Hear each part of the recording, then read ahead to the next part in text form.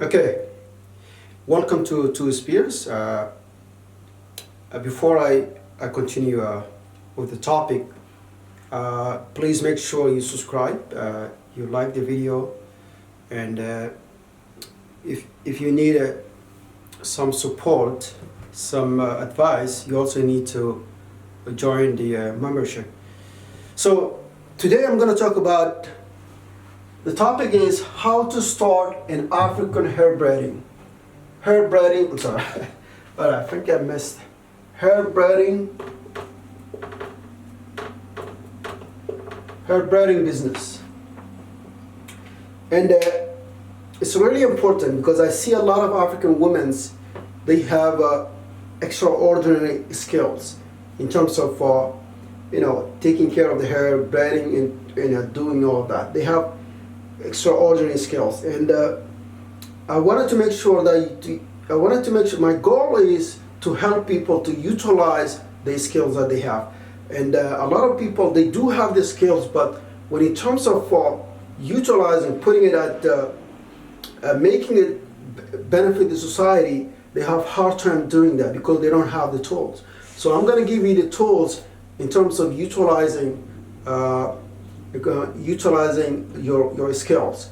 So suppose you have skills, okay, of doing hair braiding. So, and you're thinking about how to start a business, maybe how to open a business.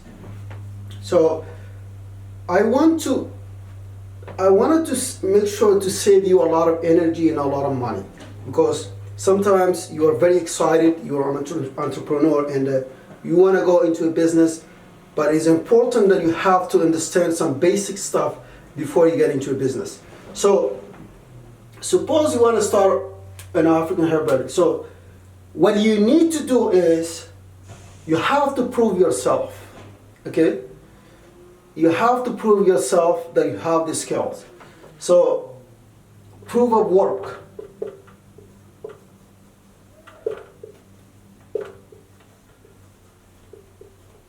Okay, proof of work. So how can you prove yourself that you have skills? So in order to do that, you have to operate in your community, in the community where the hair braiding is in demand. Okay, we all know that a lot of black people, black Americans, they like to do hair braiding.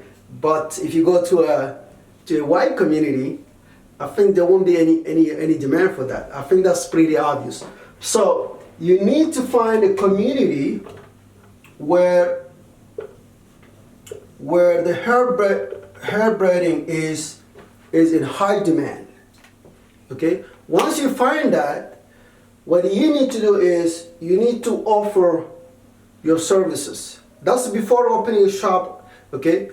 You tell people that you have a specific skills of hair braiding and that you can help them. So you can bring people to your place and charge them at a reasonable price. You don't want to charge them the price of the market because you don't have all the expenses when it comes to operating a business. So it is wise that you charge them at a very reasonable price.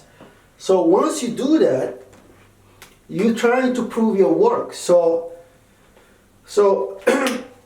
we get the feedback from the customers, okay? And when you get the feedback from the customer, and if you see that you are getting a lot of demands, okay? Let's say you start with 2 people a week. Then you get 5 people, 10 people a week.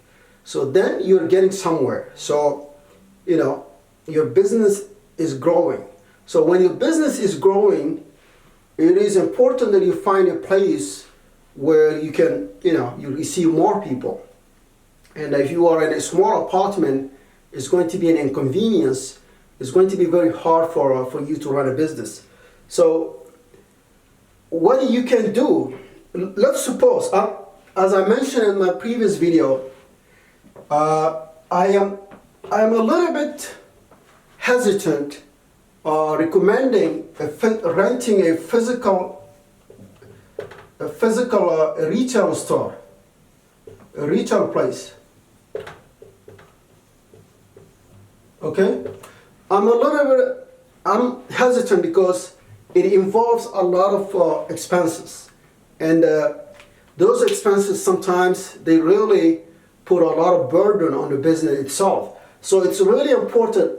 The new way of doing things is, this is what I'm going to recommend. So once you are proven that you provide a good service and in your community, so what you can do is you can okay. So let's say you have to go to people's houses. Okay. So you have to go to people's houses, and then you have to have schedule. You can schedule Monday. You have 5 people. Okay. Tuesday 3 people. 5. So on and so forth. So first, before you rent a place, make sure you go to the customer's place to help them there, because that will help you to save money, and you don't have to really rent a place. Okay. So once you do that, and then the demand is growing faster. If the demand is growing faster at people's house, what you can do is you can hire, somebody that you know. It could be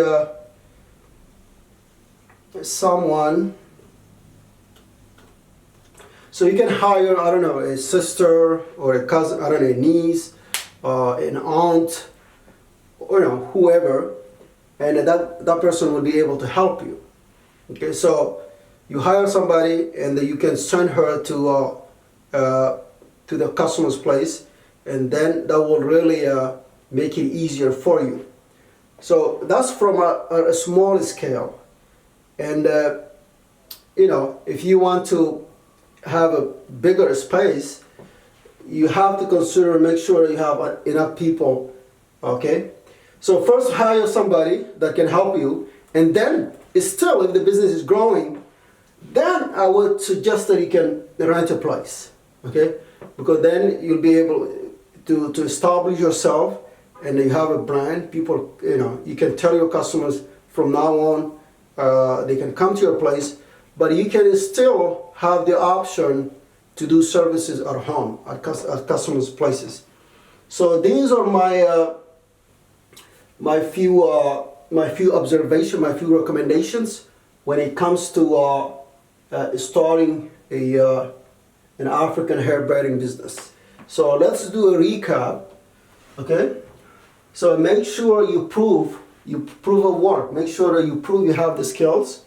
Okay. Find a community, all right, where the hair braiding is in demand, in high demand, and the way you service is you go to people's houses. Okay, if the business is expanding, then you can hire somebody. Still, if the business is expanding further, then you will consider renting a space. So these are my few recommendations. So if you like this video, please make sure you leave a comment, or if you need a further assistance or further help, you can join the membership.